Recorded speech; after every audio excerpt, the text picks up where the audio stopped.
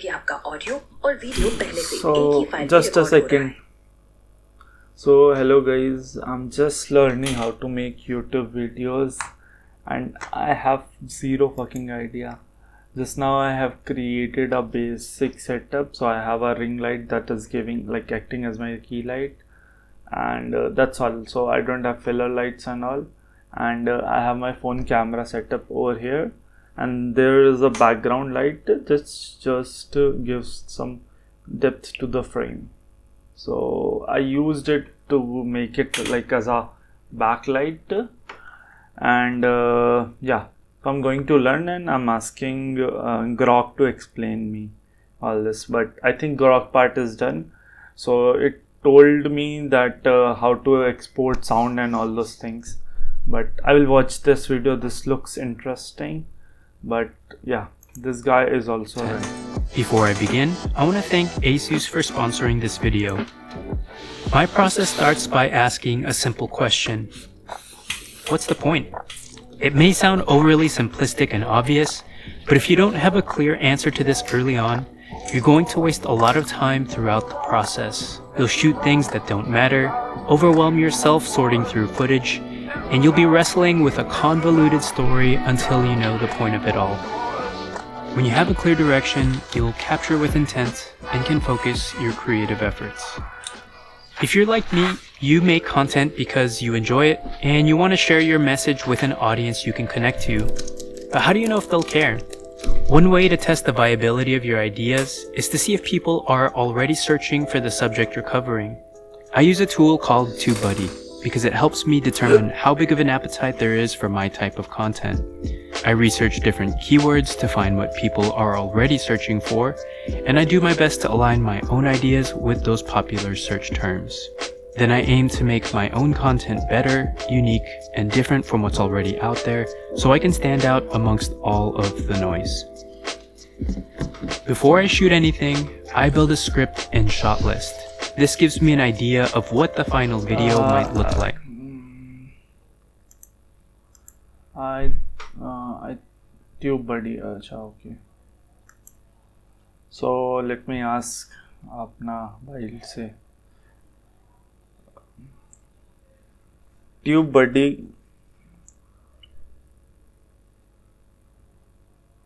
TubeBuddy का alternative बताएंगे आप?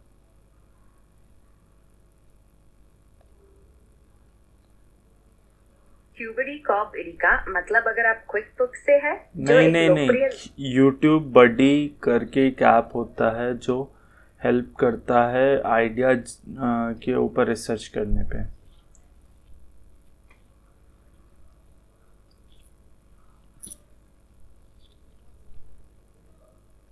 हो माफी, मैं समझ गई.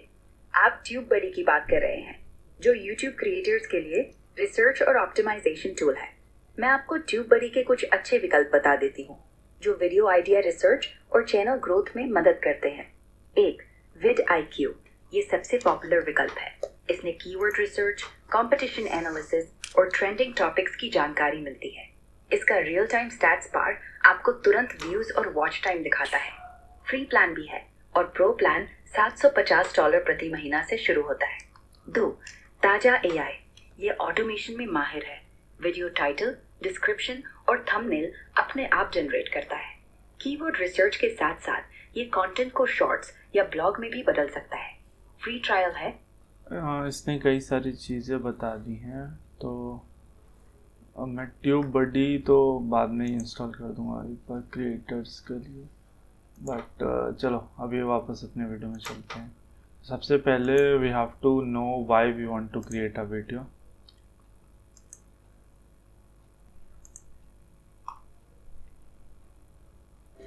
Before I shoot anything, I build a script and shot list. This gives me an idea of what the final video might look like. Of course, this is just a place to start from. Once I start shooting, I end up finding new angles and my story develops as I work through the process. Having a good plan takes a big project and breaks it down into small, manageable tasks. This helps me gauge how much work needs to get done so I can set aside enough time for it. With a plan in place, I'm ready to shoot. I usually aim to cover at least one wide shot to establish the scene, a medium shot to focus on the subject, and 3 to 5 close-up detail shots to keep the viewer visually stimulated. I tend to look for things in the space that describe the character of the scene, putting the camera in unexpected places, giving the viewer visual surprises. When you're capturing B-roll shots like this, make sure to capture a wide variety of shots and get at least 20 seconds per clip. Having this kind of coverage will give you a lot to play with in the edit, and you'll thank yourself later. While it's nice to have good camera gear, don't underestimate what you can accomplish with the one you already have in your pocket. I use shots from my phone all the time, and for the most part, the footage looks just as good as my fancy cameras. Don't let a lack of gear stop you from making. Interesting. I try to put a lot of care into the audio of my content. Sound is half of the experience, and many would argue that it's more important than the visuals. When I shoot my footage, I always try to capture the natural sounds of what's taking place and layer them into my videos. Just like good B-roll, this secondary audio gives texture and detail to the experience. In most of my videos, I use voiceover narration to carry the story along. To record good audio, you need to be in a quiet room with good acoustics. Since my office isn't sound treated, I do my recordings in my closet because the clothes around me eliminate any echo and outside noise. For a rich sound, I speak as close to the microphone as possible to capture the full depth of my voice. Underneath the captured audio is music. I source my tunes from several music libraries, which I'll list in the description. When you're watching something, music tells you how to feel.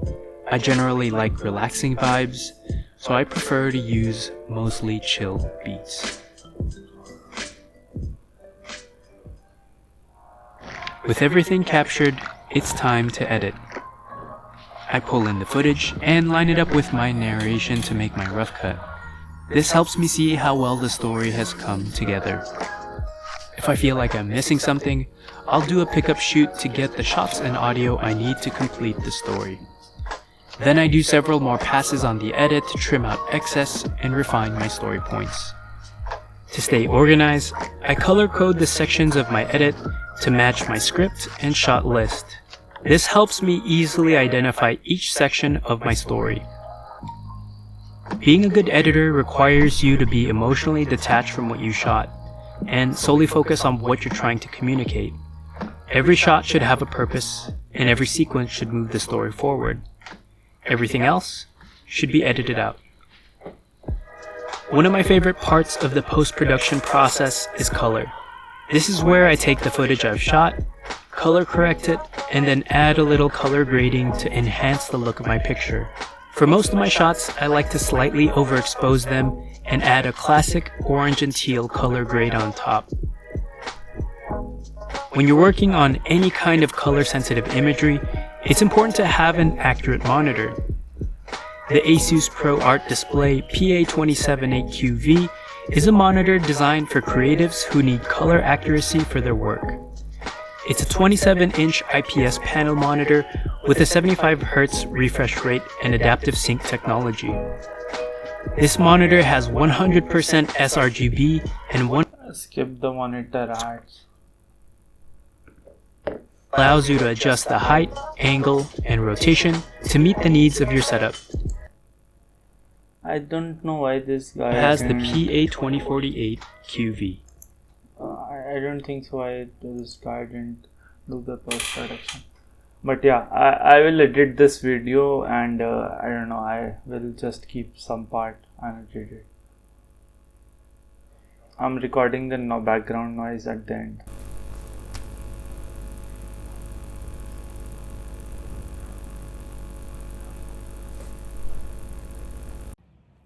And this is after edit.